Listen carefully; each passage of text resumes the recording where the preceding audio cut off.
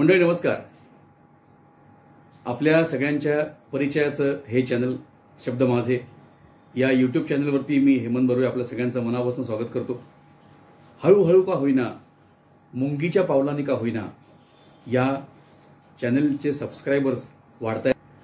Like minded, चांगली आवड असणारे दर्जेदार सबस्क्रायबर मिळणं ही काही सोपी गोष्ट नाही. आज एक फार सुंदर कथा घेऊन येतोय.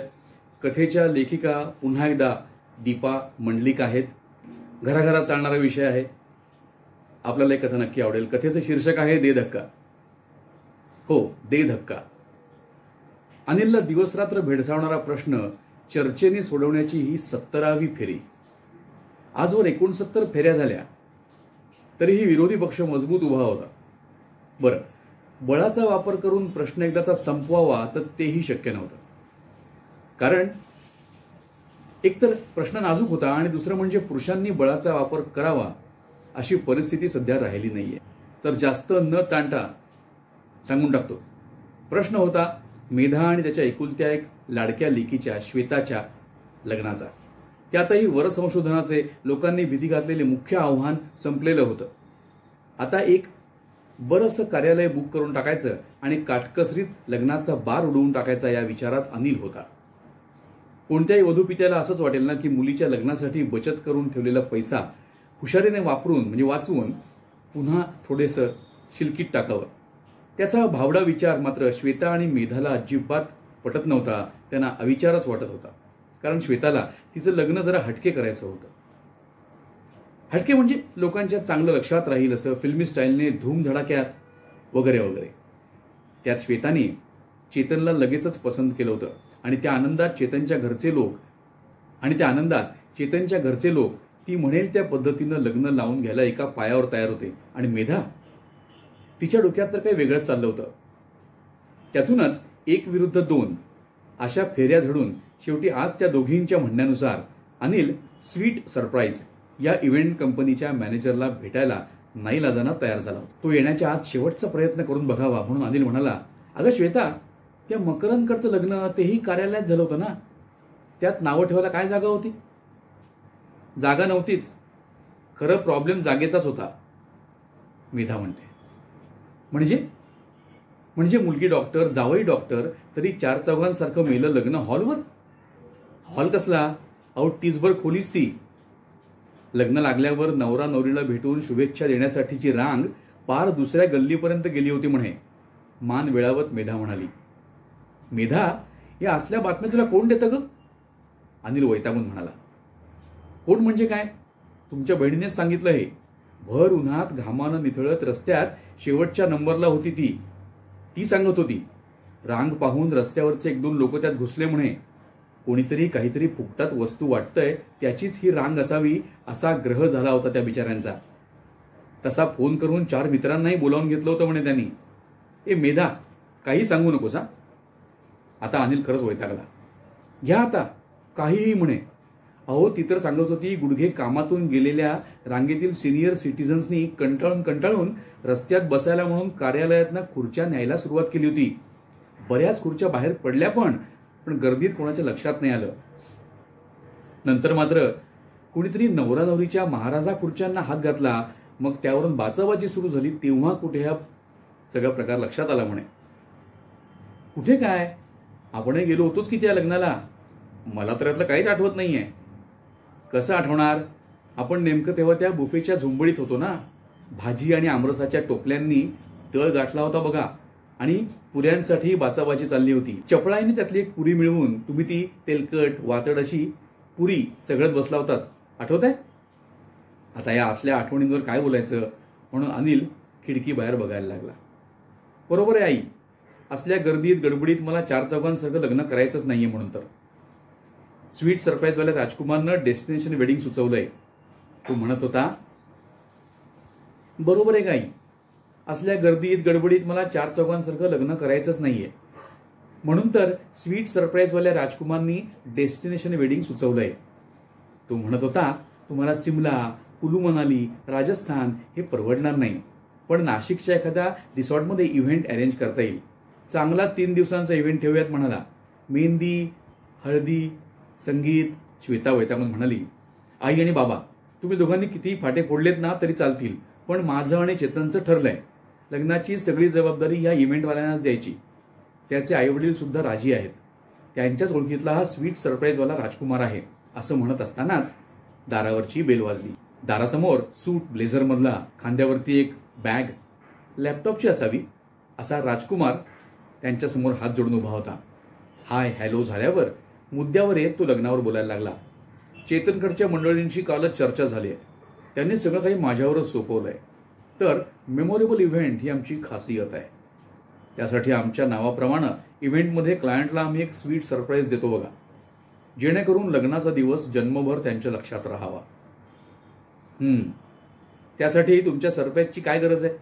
तसाही तो दिवस कोणी कितीही म्हटलं तरी विसरू शकणारच नाहीये. अनिलने किरकिरत एक वैश्विक सत्य सांगितलं. अनिलच्या या शेरेबाजीकडे दुर्लक्ष करीत राजकुमार म्हणाला, लग्नात 3 दिवसाच्या 3 वेगवेगळ्या थीम ठेवूयात. मुघल, पेशवाई आणि वेस्टर्न. त्यानुसार डेकोरेशनचे सेट लावूयात. त्याला सुटेबल असे कॉस्ट्युम तुमच्यासाठी आणि नातेवाईकांसाठी पण सिलेक्ट करूयात. यावर मेधा आणि श्वेताने उत्साहाने माना डोलवल्या. अनिलला निर्विकार पाहून राजकुमार म्हणाला, तुमचे अदर फॅमिली मेंबर्स ऑर्थोडॉक्स आहेत का? तसं असेल तर नातेवाईक तसल्या कॉस्ट्युममध्ये आले नाहीत तरी चालतील. म्हणजे तुमचं बजेट असेल तर वातावरण निर्मितीसाठी आपण थीमनुसार कॉस्ट्युमवाले एक्स्ट्राज पण तुमच्या भोवती खेळवू शकतो.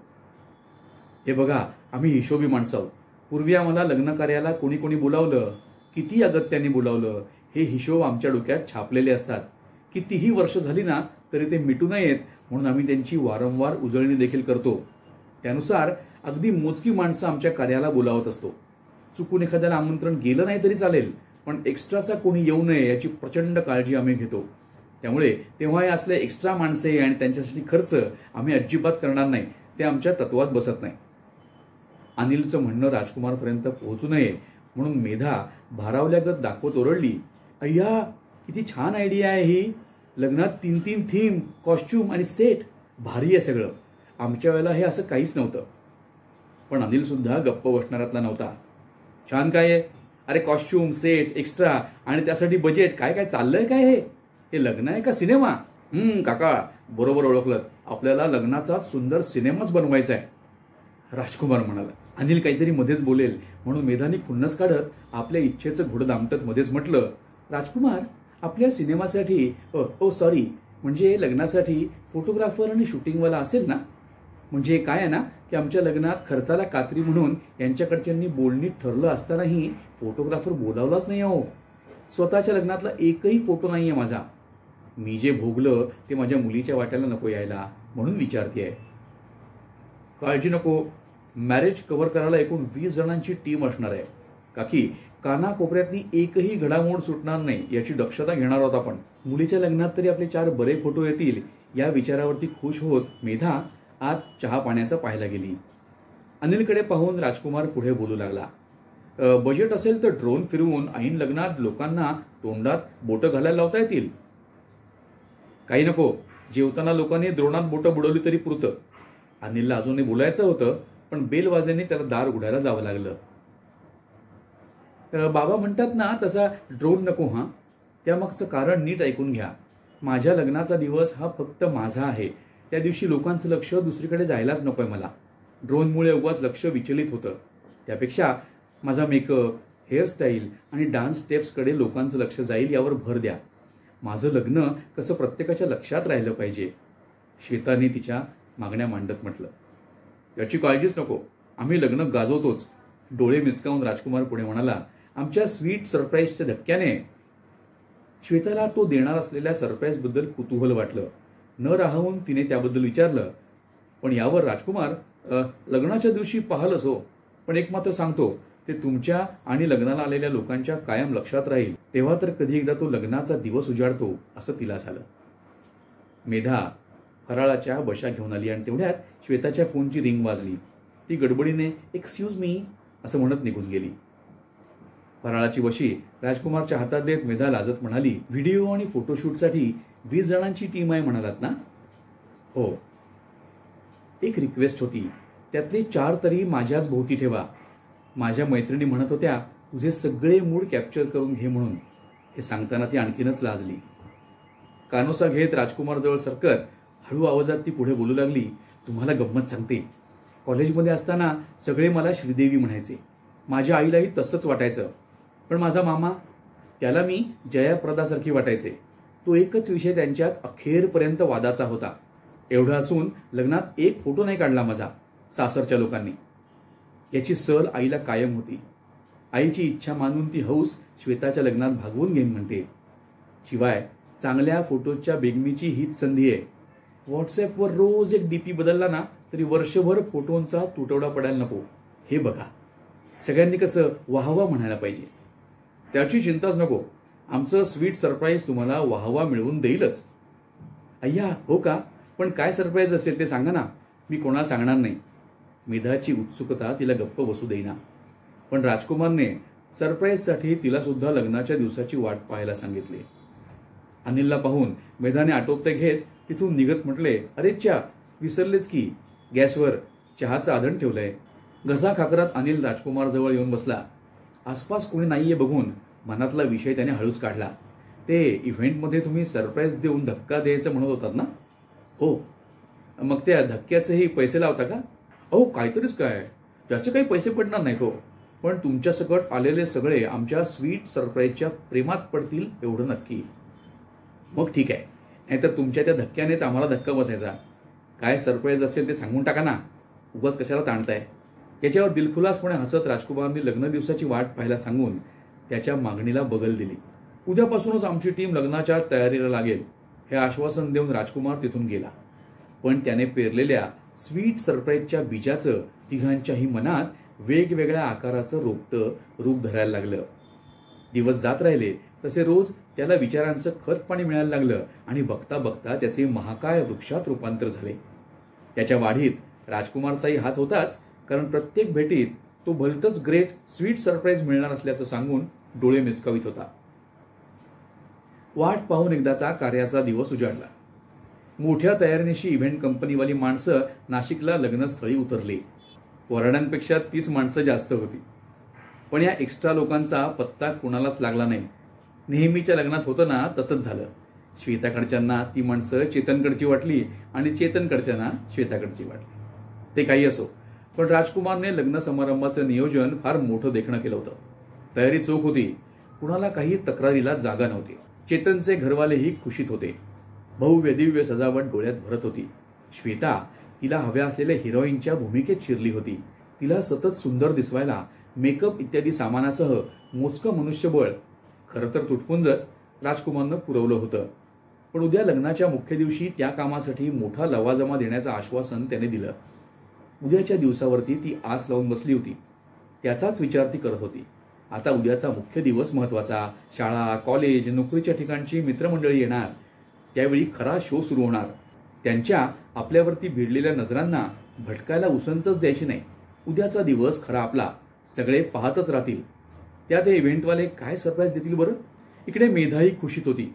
कपड्यांना चुण्या पडू नये, कपाळावरती खास काढलेली बट ढळू नये, एकही दागिना कपड्याआड लपू नये आणि चेहऱ्यावरचं हास्य मावळू नये याची रिहर्सल उद्याच्या मुख्य दिवसासाठी ती करीत होती. ते तर जाऊ द्या, पण मोजून मापून नाजूक हालचाली करण्याचा सपाटा सीन लावला होता. आज नाही, पण उद्या तिच्या प्रत्येक हालचालीवरती कॅमेरे बारीक नजर ठेवून असणार होते. कारण शूटिंगवाल्यांची अधिकची कुमक स्पेशल तिच्या अवतीभोवती ठेवायला राजकुमार उद्या बोलावणार असल्याचं त्याला सांगितलं होतं. स्पॉटलाईटमध्ये राहण्याची अनेक वर्षांपासूनची तिची इच्छा उद्या पूर्ण होणार होती. त्या धुंदीत ते विचार तिच्यापासून दूर जाऊ शकत नव्हते. या आनंद सागरात डुंबण्याचा खरा दिवस उद्याचा. उद्या भिशीतल्या, वाचनानंद गटातल्या, शेजारच्या, पाजारच्या, जुन्या नव्या जोडलेल्या सगळ्या मैत्रिणी येणार. त्या आपला हा थाट बघतील आणि चकित होतील. तो राजकुमार सरप्राईजसाठी उद्याच्या दिवसाची वाट पहा म्हणाला होता. मग तर धमालाच उडेल. काय असेल बरं ते सरप्राईज? ते सरप्राईज बघून आलेले लोक कसं काय यांना जमतं बुवा म्हणून तोंडात बोटच घालतील नाही का? फारसं काही न करताही अनिल कार्याचं नियोजन उत्तम केल्याबद्दलची शाबासकी मिळवत फिरत होता. लोकांच्या प्रतिक्रिया पाहून त्याच्या मनात येत होतं, उद्या या इव्हेंट कंपनीने स्वीट सरप्राईज दिल्यावर या लोकांच्या कौतुकाला पारावार उरणार नाही. उगाच आपण या इव्हेंटवाल्यांना आधी विरोध करत होतो. पैसा काय, येईल आणि जाईल. पण असं काही न करताच कौतुकाचं धनी होणं हे या इव्हेंटवाल्यांमुळे शक्य झालं. ते तिघेही खुश होते. उद्याचा दिवस उजाडायची वाट पाहत होते. अखेर तो मुख्य दिवस उगवला. बोलावलेली माणसे जमायला सुरुवात झाली. लग्नाचा मोठा हॉल लोकांनी खचाखच भरला. राजकुमारने आश्वासन दिल्याप्रमाणे शूटिंगवाल्यांची 20 जणांची फौज सज्ज होती. लग्न लागायचा अवकाश की ते आपल्या भोवती झुलत आपल्याला सेलिब्रिटीचं स्टेटस देणार या विचाराने मेधा एक्सायटेड झाली होती. तर श्वेता लग्न लागल्यावर होणाऱ्या कौतुकात न्हावून निघायला उत्सुक झाली होती. त्या दोघींनाही त्यासाठी थांबायला लागलं नाही. वेळेवर लग्न लागलं आणि कौतुक झेलण्यास त्या सरसावल्या. पण नेमकं तेव्हाच हॉलच्या मुख्य दारावरती काहीतरी गोंधळ झाला. सगळ्यांच्या नजरा स्टेजवरून हटल्या आणि गेटकडे लागल्या. तिथे एक गठ्ठा माणसे आत शिरण्याच्या खटपटीला लागली होती. गेटकडे बघून मागच्या खुर्च्यांवर बसलेली माणसे अचानक चित्कारत उठून दाराच्या दिशेने धावत होती. आत शिरणारी एक गठ्ठा माणसे आणि त्यांच्या दिशेने धावत जाऊन रस्ता अडवणारी हॉलमधली माणसे यामुळे तिथं हलतकल्लोळ माजला होता. काय चाललंय काहीच कळायला मार्ग नव्हता. मेधानी टाचा उंचावून पाहिल्या. तिला सगळ्यात पुढे राजकुमार दिसला. तो हसत होता. त्याच्या मागे सुरक्षा रक्षकांचं कडं आणि मधोमध युवा दिलों की धडकन. प्रसिद्ध अभिनेता रणछोड सिंग आत यायच्या प्रयत्नात होता. इव्हेंटवाल्या पोरांनी लावून धरलेला स्वीट सरप्राईजचा ठेका कानावर पडताच दोघींच्याही डोक्यात प्रकाश पडला. काही मिनिटातच हॉलमधल्या सगळ्या लोकांना फिल्म स्टार रणछोड सिंग येत असल्याची खबर लागली. स्टेजच्या दिशेला तोंड असलेल्या खुर्च्या आता उलट्या म्हणजेच हॉलच्या मुख्य दरवाजाच्या दिशेला वळायला सुरुवात झाली. नवदाम्पत्य आणि त्यांच्या परिवारास भेट द्यायला लागलेली रांग काही क्षणात नाहीशी होऊन मुख्य द्वाराच्या दिशेनं पांगली.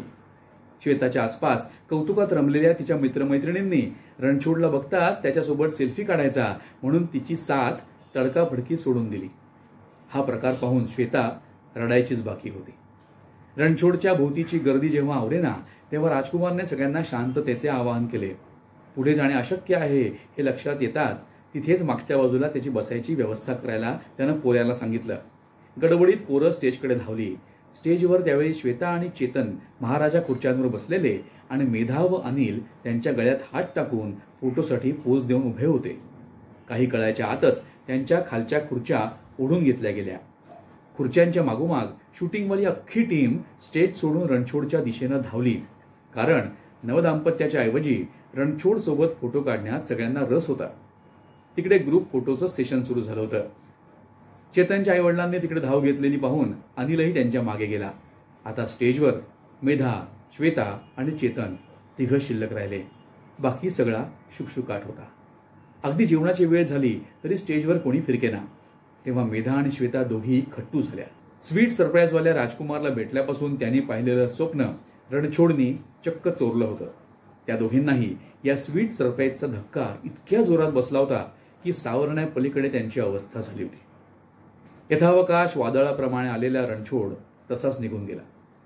पुन्हा सगळं पूर्वपदावरती आलं असलं तरी भेटीला आलेले लोक रणछोडशिवाय दुसरा विषय काढतच नव्हते. मेधा आणि श्वेताचं मन उडून गेलं होतं. स्वप्नभंगाचं दुःख मनात काठोकाठ भरलेलं असताना राजकुमार दोघींना उत्साहाने हसून विचारत होता, काय कसं वाटलं आमचं स्वीट सरप्राईज? आवडलं ना? आता हा दिवस तुम्ही कधीच विसरू शकणार नाही, हो ना?